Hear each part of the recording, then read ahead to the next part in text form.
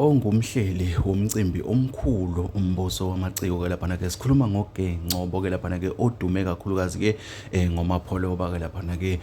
uthi kuba uNkulunkulu ke ubuze kuyena ukuthi athathe bani kumaskandi uthi bengamtshena kodwa hayi uSicibi inkosi yamagcokama kusho uGengcobo odume kakhulu ke kuyona indima kaMaskandi ngokuba ngumhleli ke wemcimbi bafowethu lomuka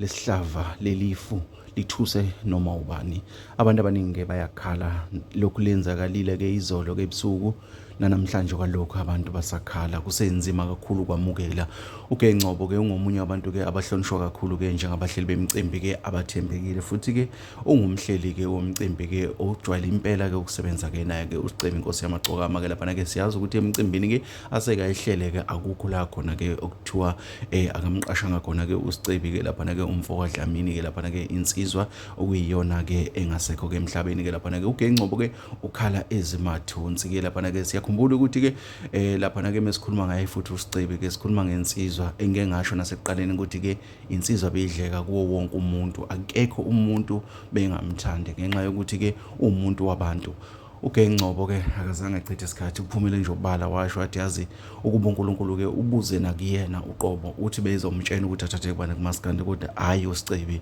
nothi inkosi yamagcokama nothi insizwa yasemsinga insizwa eshawushuni wayoyodwa futhi engawubanga inamuntu loshuni okushuni omnandi ongene kakhulu ebantwini wathatha umaskandi loshuni wawubeka kwelinye izinga bafowethu asazi makonje silimele siSouth Africa balimele abantu balimele abalandeli bakaMaskandi alimele amabhinqa balimele bonke abantu abathanda nje umculo wesintu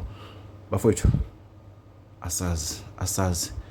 ukuthi demoni leli elikhona iliphi ngempela kodwa ke okubalekile bafowethu ke okushiwo uGengcobo ezwakalisa ubuhlungu obusenhlizweni yakhe ngokudlula kukaSicibi inkosi yamagcokama ngicela siphinde sidibane kwezinye